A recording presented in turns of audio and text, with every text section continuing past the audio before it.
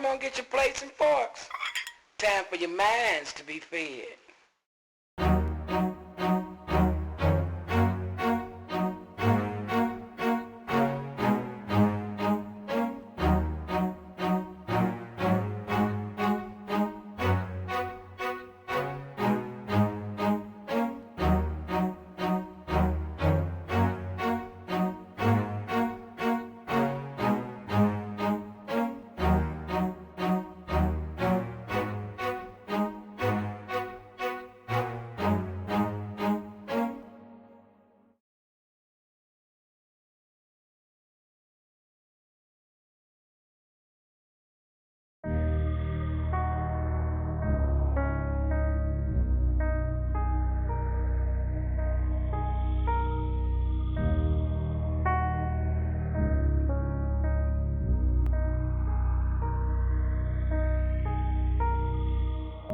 A mile and a half west of the Illinois-Indiana border is a farm that my grandparents have owned for 40 plus years.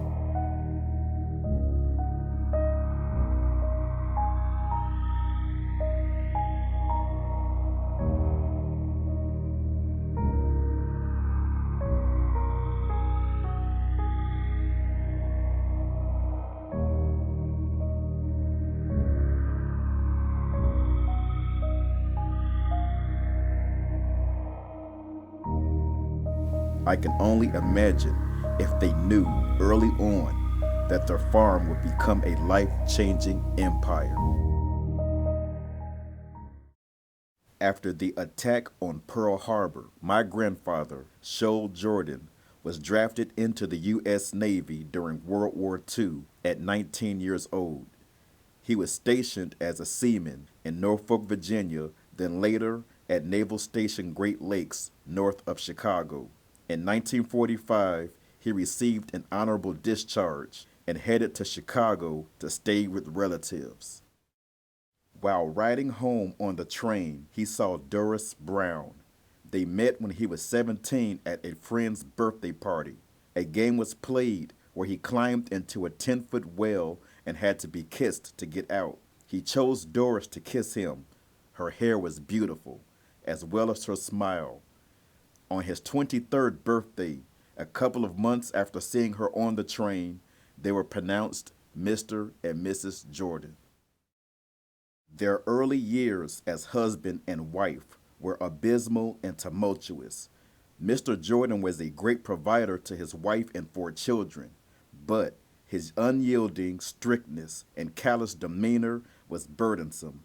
The rampant dysfunction, constant anger, and unresolved bitterness in their home was too much for Mrs. Jordan to bear. On 3 separate occasions, she tried to take her life. A saleswoman delivering household products began to share advice, comfort, and prayer with Mrs. Jordan. Church was not a priority in her house, but she took the woman's advice. She prayed on her own, spoke words of love, and showed an outward display of tenderness around her family. Changes were gradual but effective. She soon became a born-again Christian. A few years later, so did her husband, who himself became an ordained minister. In 1968, under the tutelage of Bishop Goldsberry, Mr. Jordan spent 1 month on 2 missions in Africa. This experience would feed an even greater perspective into his budding ministry back home. From her own past experience, Mrs. Jordan's compassionate desire to reach out and help other families steadily grew within her. She just did not have the space. While volunteering at a nursing home, she heard of a co-worker's husband who owned an old and unused farm. Once my grandparents saw the farm, they wanted it. The 49-acre farm property, buildings and all, was purchased for $25,000 in 1970, equal to nearly $148,000 in 2012. My grandfather quit his job at a Chicago GM plant and moved the family out of the recently built home. They left the city for Momence, Illinois, an agricultural town of over 3,000, about an hour south of the city. The monumental task of getting things up and running was not for the faint of heart. Undaunted, my grandmother started tearing down a dilapidated leaning barn that she hated. Country life became enjoyable and fulfilling, and the farm blossomed into full swing. My grandparents expanded the farm, both in 1982 and again in 1985, to accommodate the many needs of families in the region. All of this while raising 4 horses, 8 sheep, 11 pigs, 20 geese, 20 ducks, 20 hens, and a 900-pound hog, in addition to running a popular farmers market. My grandfather taught his farming and building skills to many young boys on the farm to demonstrate various responsibilities. They helped him to construct a small chapel right on the farm grounds, in addition to helping him run the farm. Weekly church services would be held here for many years, further shaping my grandparents' commitment in ministry. Tell him what you want. Oh, Jesus is on the main line. Tell him what you want. A mile and a half west of the farm is an additional house my grandparents purchased, known as the Red House, from the color of the older siding, which has since been replaced. My grandparents mainly stayed here, and it was a sometimes quiet retreat for them away from the much busier farm. My grandparents eventually took in 9 foster children under their wings of protection, guidance, and nurturing. The boys would stay at the farmhouse, and the girls at the Red House. Their 4 adult biological children would bring grandchildren into a family which grew exponentially. Hard work and education were greatly emphasized into raising each child to become a responsible adult. From their boundless outpouring of support to children and families from all over, Mr. and Mrs. Jordan were endeared to them as Granny and Grandpa, names which they took on as their personal preference. My grandparents' establishment has always been colloquially known as the farm. From 1978, the official name was the Garden of Prayer Deliverance Center, as a nonprofit endeavor meant as a community and family outreach. In 1995, a subsidiary was created, the Garden of Prayer Youth Center, fully incorporated in 1997. Since the very beginning, the name was joked about and frowned upon by some for sounding too plain or too churchy.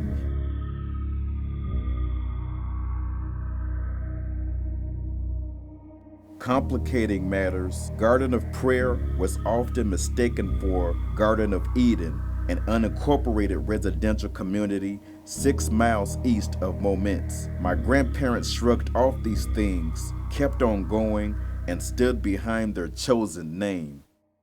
My wife is a dreamer. We both are dreamers. I dream and she dreams. And so we go into prayer. We ask God to help us and show us things what we should do. And God give us the dream, God in the prayer, and show her the vision.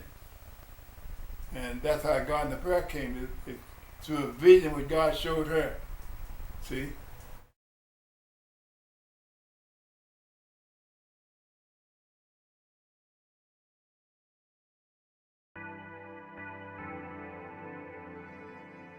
The farmhouse was a stomping ground where neighbors, friends, and relatives of all ages gathered. Anyone who stopped by were in for some of the best farm-grown, lovingly prepared, heartiest meals around. Fellowship, stories, concerns, and life predicaments were often shared at the table. My grandparents saw this as opportunities to reach out to them, encouraging and praying for them. Guests would often leave with food in their bellies and also strength in their souls. The fall season was a busy and memorable time for kids who came to the farm for a ton of activities, including the highly anticipated hayride.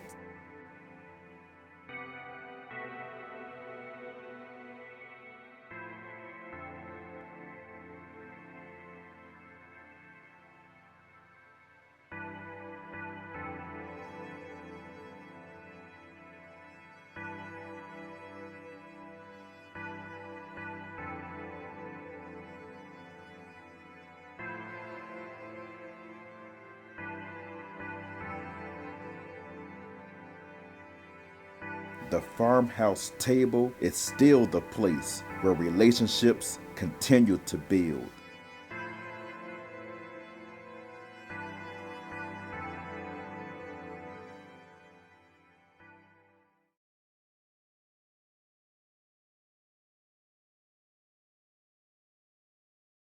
The Garden of Prayer has been a grand presence at Moments' annual Gladiolas Festival, displaying some of the best-known floats. The 75-year-old event is one of the largest in the area.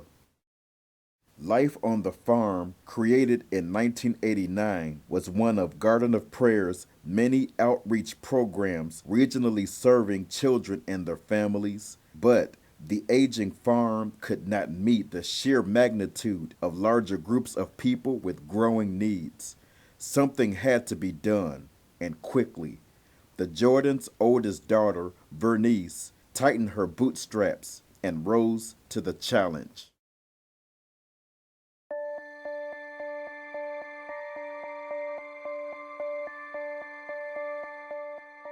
Over the years, Vernice Maloney has become a humanitarian tour de force for the Garden of Prayer.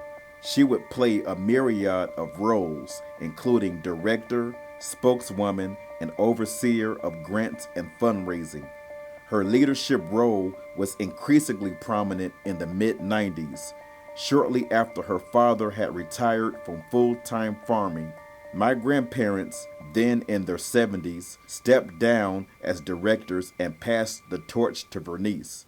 I write grants. I write my faith into the grant. I show them what faith can do in a child's life. I keep notes of a child's progress. I write specific program for a child's need, and the money comes in. I know that I can touch a child, and the love comes from me to that child, can change that child's attitude. I can go into a home, and the love of Jesus that can come from me to that family can bring deliverance in that home. Do I talk to them about the love of God? Yes, I do. I worked for Department of Mental Health for 18 years. And I resigned, that they were very, very shocked because of the position that I did hold, and also the financial income. So that was in 1995. I resigned there. Her distinctive personality and nurturing character made her the most sought-after person at Garden of Prayer, and also one of the most recognized women in the county. It wasn't uncommon for her to have 3 to 4 hours of sleep a night with her demanding schedule and exasperating workload. To her, if that meant that it made a difference, it was all worth it. I feel good about the services that I have provided all these 25 years. I feel very, very good about it.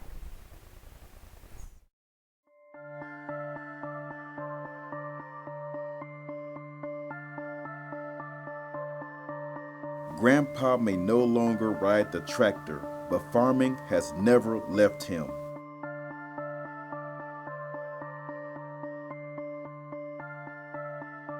The importance of family continues here, as well as the foundation of their faith.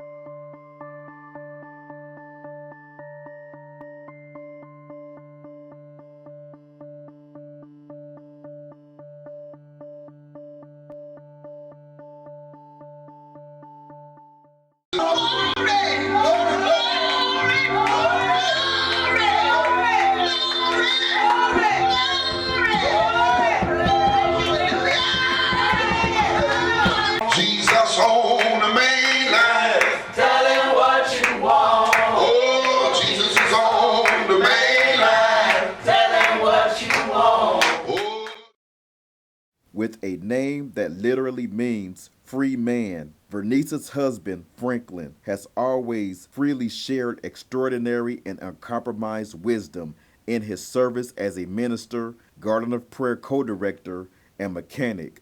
Cordially soft-spoken and keenly observant, his authoritative presence among the youth earned him the nickname Uncle Frank.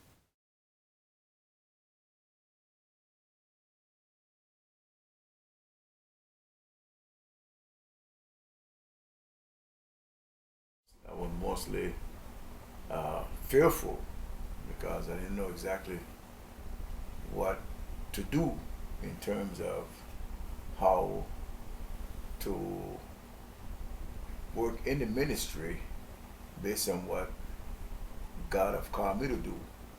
In other words, I know exactly where I fit in terms of what role I play.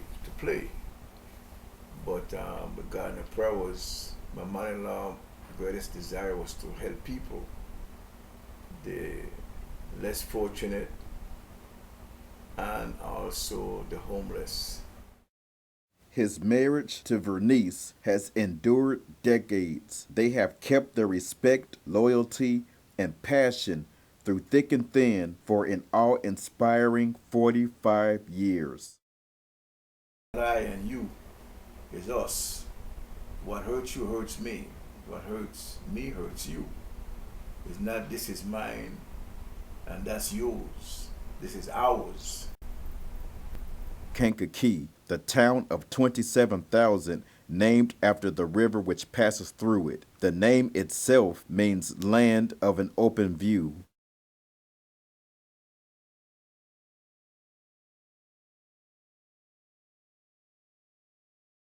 It is here in town where you'll also find the business hub of Garden of Prayer. The original office was once a spare room at the farmhouse. Now, it's a rather pleasant second-floor suite with several rooms in which all business aspects of the organization take place. The oldest son of the Maloneys, Michael, now leads Garden of Prayer as executive director, gaining the adoration of countless children from his playful humor and caring protectiveness, illuminated him as a quintessential father figure to them. His sharp-wittedness and tenacity for getting things done solidified him as trustworthy.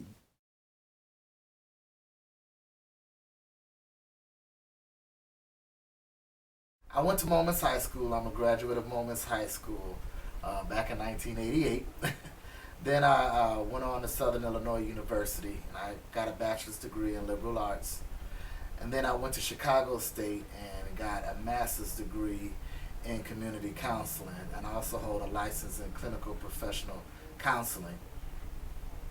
And then I went on to DeVry to get my master's in business administration. So that's pretty much my educational background. My parents and my grandparents has taught us to have faith. And that's not only to have faith in God, but have faith in the goodness of people, and to have faith that people will have faith in themselves, or that kids will have faith in themselves to grow and aspire to something positive. A major mark in the Garden of Prayer timeline came as Vernice and Franklin Maloney handed the directorial reins into the third generation, their two sons. This is my time to let them have it, and my husband and I, we prayed about it, and we just released the reins. Now, it doesn't mean that we don't have input. It does not mean that at all. We meet every week to make sure everything is going according to the vision that my parents instilled in me.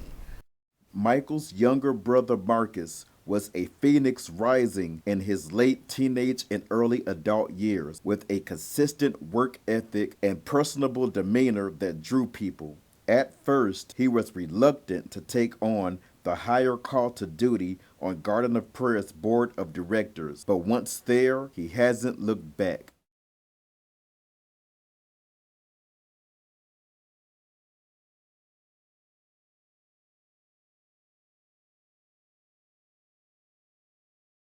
It was very difficult. Actually, it wasn't a task that we readily jumped into. through much prayer and counseling, we decided to move forward with the organization because we knew that you had to be dedicated in what you're doing in order to succeed. Try and make sure that everyone understands that this is a family and not just a business, not just an organization. So when a family member is hurting or in need, then the family has to pull together and make sure we provide for that individual that's in need. With kind donations, sponsors, and private funds, the wheels were finally rolling for the acquisition of yet another needed facility.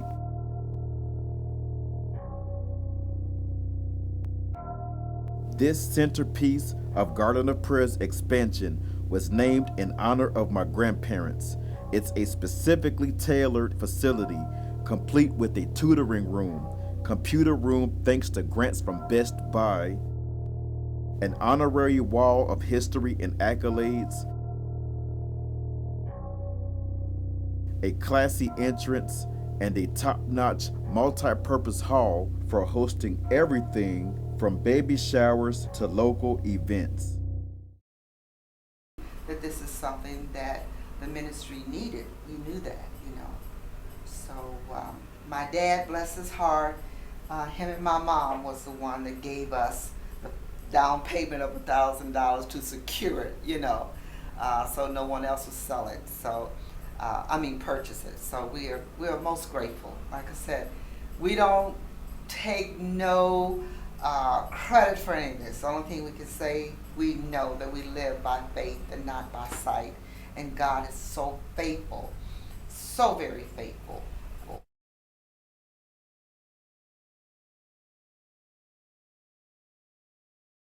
A former educational building is in the works to become a premier child care and early childhood development center. It's a beacon of change in a partially downtrodden neighborhood section of Kankakee's west side. When it comes to Kankakee, how the town works, and the depth of its needs, a lifelong resident and a seasoned veteran of both the Kankakee County Board and the Garden of Prayer is my Uncle Robert, who my grandparents proudly raised as their own son.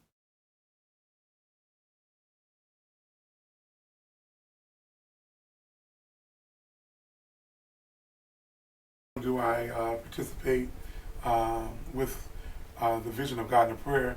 I was very instrumental in moving it to where it is now, along with the teamwork of my sisters Vernice and Michael, Marcus, all of those that were basically raised up under Granny, and again, in our DNA was planted that love for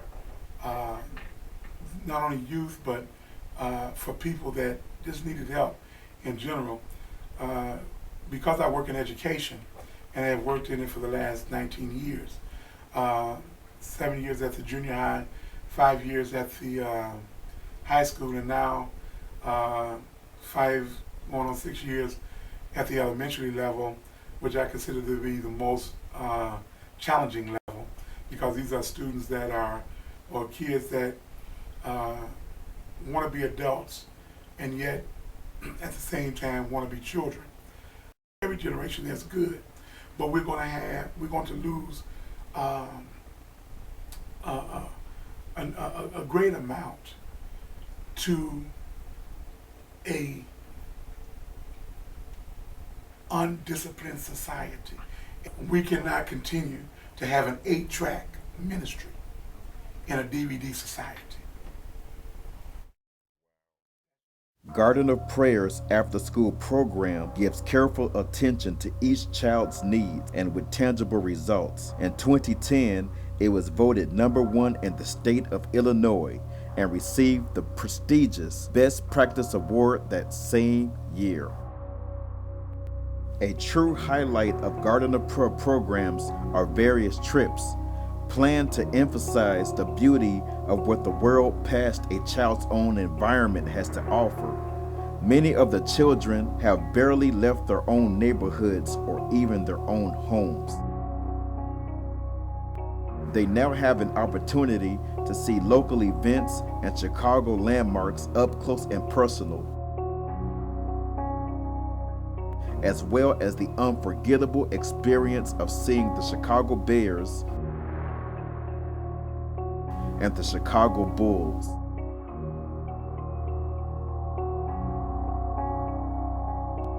What began in 1989 as the Life on the Farm program is still going strong as a safe haven for kids to stay busy while their parents worked. It's a summer camp which runs 8 weeks, 5 days a week, 8 hours a day.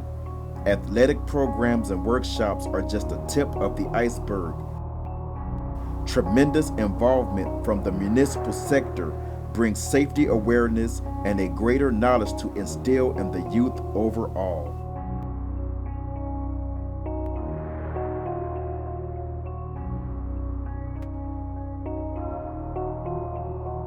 Garden of Prayer has its very own award-winning African dance troupe, another first for Kankakee County. A favorite for kids is a day trip to Indiana Beach for a great time where they can just be kids.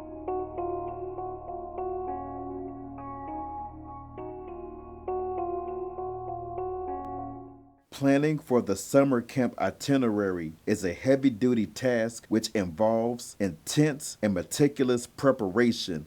It's very important. When a child comes to camp, no earphones, no cell phones, none of that. That has to remain outside because we want the child to make use of every moment of learning while they're in summer camp. Increased performance that the children have learned through their school year, we want to maintain it and increase it during the summer so they be even more prepared for the upcoming school year. So that is one of the main reasons why we want to have summer camp. Groups of about 80 children or more from all races and backgrounds attend the camp each week for a memorable and lasting experience. Happiness is unwrapped by children from all over who come to enjoy the Christmas toy giveaways. And a food pantry serving families in need.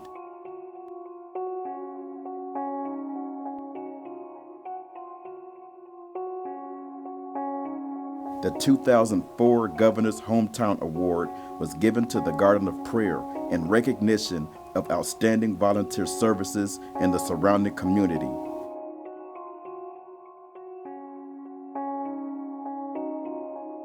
The Governor's Cup Award was also given that same year, the first ever for Kankakee County.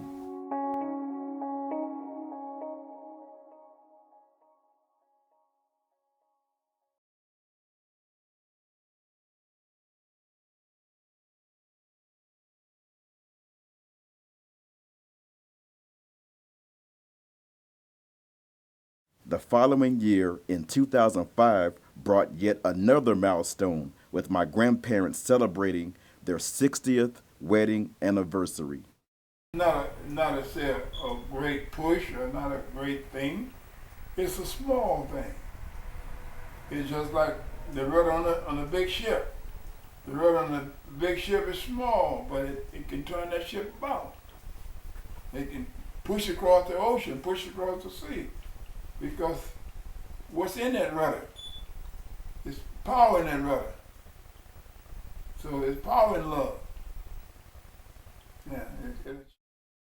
Beyond these defining moments, work with more facilities has continued. Auntie Bobby's Place is a home for young girls designed as a place for them in a family setting.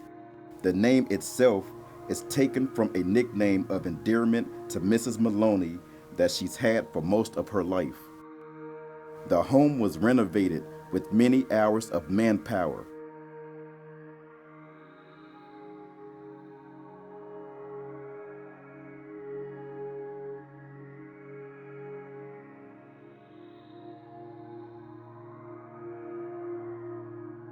This place may sound a bit familiar to those who aren't from Illinois. Pembroke Township is a 53 square mile section in the southeastern corner of Kankakee County. There are 5,000 estimated residents here, though only 2,800 of them are officially counted. Within this township is Hopkins Park, home to about 800 people, and the entire area is over 90% African American. This information might not sound like a big deal, but as the third poorest area in the United States, that's just the start. The average household income in Illinois is $56,000, but here it's less than half of that amount. 44% of the people here live in various levels of poverty, including some of the most primitive and heart-wrenching stages. The houses here may look abandoned, but there are people living in some of them. Plumbing and running water is a luxury. Trash is burned here because there is no disposal service. Some of the dirt roads are so rugged that driving on them too fast will cause damage to vehicles. Shacks and trailers are made into makeshift restaurants. There is no major supermarket here, just several bars and churches. The government closed 2 of the 3 schools here and shut down the police force. Nestle Clinical Nutrition was a food plant which closed its doors for good. It employed 100 people on 2 shifts and manufactured vitamin-enriched liquid food products for the healthcare industry. Unemployment jumped to 5 times the rate of the entire state. Pembroke was once a stop along the Underground Railroad during the 1860s for runaway slaves heading to free states in the North. During the Great Depression, blacks who settled here had found a way to support themselves with farming and raising horses and livestock. Pembroke was taken from the name of an old roadside tavern where early travelers stopped. Now, it's a name that's infamously synonymous with economic misery. For those who have been here, the grimness cuts through like a knife. However, 15 years of national reports ranging from the New York Times, Oprah Winfrey, and People magazine has led to few results. The Garden of Prayer was intent with not overlooking this hard-hit community and was applauded with recognition for this. Those who lived here would not be out of reach or unworthy of love. Believe it or not, those kids are so grateful. Those are the most grateful kids we've ever worked with, as well as their parents, because they know that there are very few resources out there in Pembroke, if any, and to have someone to come out there and work with their children, to work with them and their families, they're very grateful, and that's why we continue to do what we do in Pembroke. Believe that it is our responsibility to serve all kids. Period. Bottom line, to help all families. Period. Bottom line, for wherever they come from. And then we have a duty and a responsibility to help those that need it most. Because that's what my grandmother did. Every year she would make, during Thanksgiving and during the holidays, during Christmas, she would make up baskets of food. She would literally kill geese, chop their head off and make up a goose dinner. And we would have to travel around Pembroke and hand out the goose dinners to those families that need it most. And we still do it to this day. Of course, we're not killing any geese, but we receive donations, or we just, out of the goodness of our own hearts. A man who's worked with children all over, including Pembroke, has a vivacious personality that the kids love.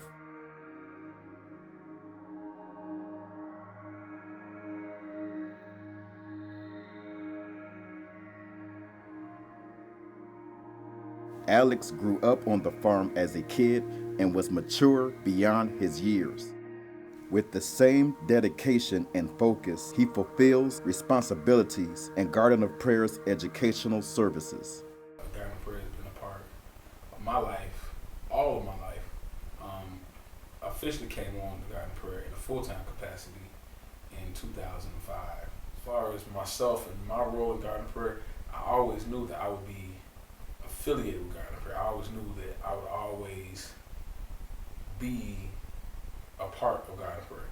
To what capacity, I did not foresee what we do now back in 97, 98. Not many people, African Americans that they can say, they grew up on a farm that was run by African Americans. And in my youth, my younger days, the farm was not just, you know, a horse here and a chicken here. It was a working farm with a lot of animals. We were kids, but we got up at 6 o'clock, 5:30 in the morning, had oatmeal every morning, and we would have to work in the field. Kids today, they need to reevaluate themselves. What I mean by that is not to find out who they are or what they are. They already know what they are and who they are. It's what they want out of life.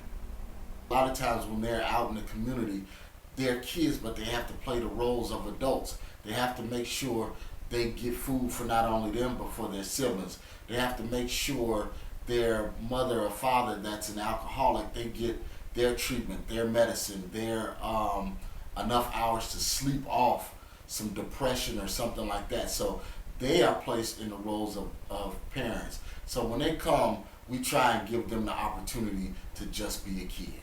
The world has written off this generation and called it a lost generation. And of course, we can't go out and save everybody. But every child that comes through our doors, every child that we come in contact with, it's our responsibility and it's our mandate to love them. The farmhouse was expanded over the years to operate as one of 3 fully operational group homes for teens ages 15 to 21, with yet another home designed for further independent living into adulthood on Momence's east side. Garden of Prayer has developed lasting partnerships with businesses, which have in return honored the importance of giving back through sacrifice, time, and service.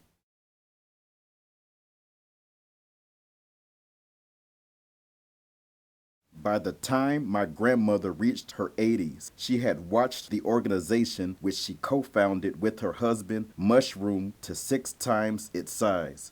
For decades, she poured her love into a multitude of abused and neglected children and helped to lead them down successful paths. Granny wasn't just her name, it was her golden crown of honor.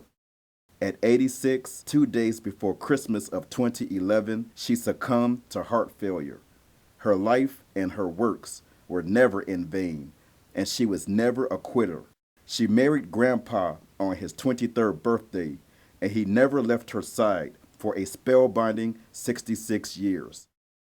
Her spirit lives on, not just in her biological family, but in the family of people fortunate enough to have known her, a number too great to count. I go to the grave site about 2 times a week, 2 times a day, in the morning and afternoon. And to make me pleased is not have the heaviness on me. I miss her so much.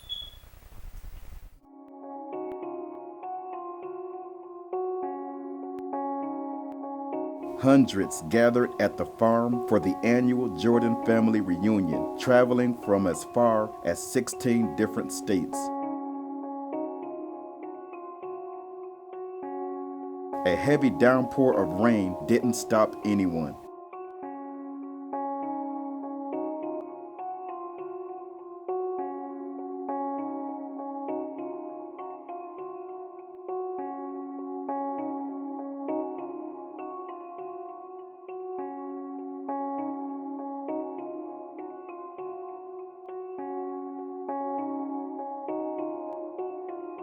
The event culminated at the Jordan Center, 20 miles west.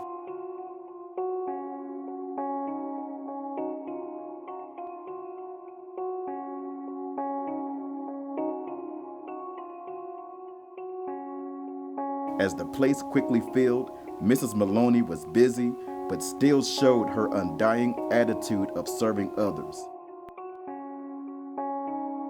As one could expect, there was a ginormous amount of food prepared with tender, loving care.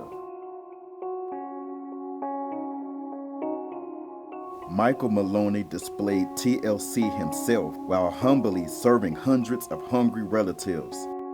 God is good. God is great. Let us thank Him for our food. Amen. History would highlight this event. My grandfather turned 90. 2, 3.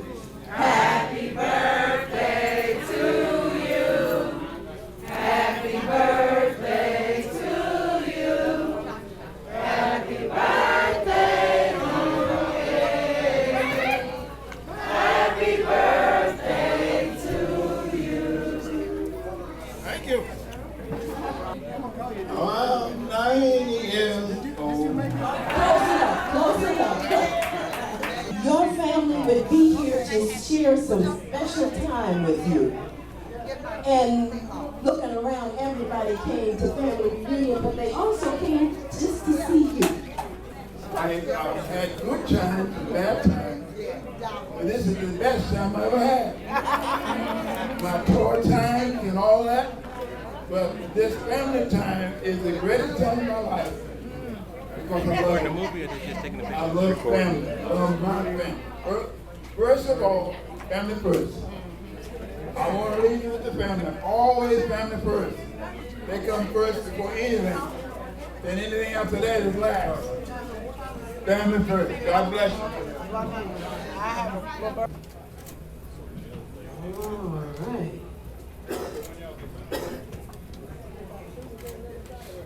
I'm the baby boy out of the 10. And everybody going but me. All my brothers, all my sisters. I have one sister. I'm the last one. My grandparents did not just grow cabbage and corn. They helped people grow. They'd see a harvest of transformed lives, but not without sowing good seeds that were fertilized with their blood, sweat, and tears. My grandparents were envied at times by people because of their success. They were one of the first prosperous black farming families in the county to own and maintain a lot of property and bountiful crops. But it was never about possessions, and it was so much more than corn. They were privileged to enjoy the American dream with a white picket fence and a farmhouse on a hill, all of which they freely and gladly shared with others. There's a road to the east of the farmhouse, 16500 East, and it's pretty easy to miss when you're zooming by on Highway 114. The unofficial name is Hartman Road. It's an unpaved gravel road that's only 1 mile long. The name comes from the Hartman family, my grandparents' neighbors, who have gotten along very well with them since moving to the farm 40 years ago. Heading south on the road, the Hartman property is on the left, my grandparents on the right. The road isn't used much most of the time, except as an access road to a farm that sits near the end on the left. During summer camp, Grandpa would have the kids, mainly the boys, jog down this road early each morning as part of an exercise routine, prepping the kids for their daily activities. There aren't many residences on this road, so the kids didn't have to worry about getting run over. A peaceful tranquility is felt here with a calming and absolute nothingness. At the end of the road, the signs are inconspicuously buried in weeds and are somewhat insignificant. This road bears many similarities to Garden of Prayer. Walking the full mile makes me think of walking a mile in my grandparents' shoes and feeling tired along the way, but refusing to quit. The road is unpaved, like the rugged paths in life where things just are not easy. The road stops at a T intersection. You can go either left or right. Decisions in life can be a real challenge, and doing what's best and what's right is often more of a battle than taking the easier shortcut. It's a lonely road that depicts moments in life where one has to suffer, sometimes alone, for a person to gain his or her own experiences and grow in wisdom. I walked this road many times during my own time at the Garden of Prayer, and I can never be grateful enough for how much this place was a part of my very existence. Just like Hartman Road doesn't stand out much from any other country road, trying to make a difference isn't the most popular. You may be overlooked, ridiculed, underestimated, or just plain written off, but you'll know in your heart that none of these things matter. When all is said and done, integrity wins. More children, more children. As I said again, that there's a lot of children just all they need just a little help and make a difference in their life. A legacy only can go as far as you take it in terms of how you train the next generation. You show them the importance of what was being transpired from the beginning and what it means to continue it.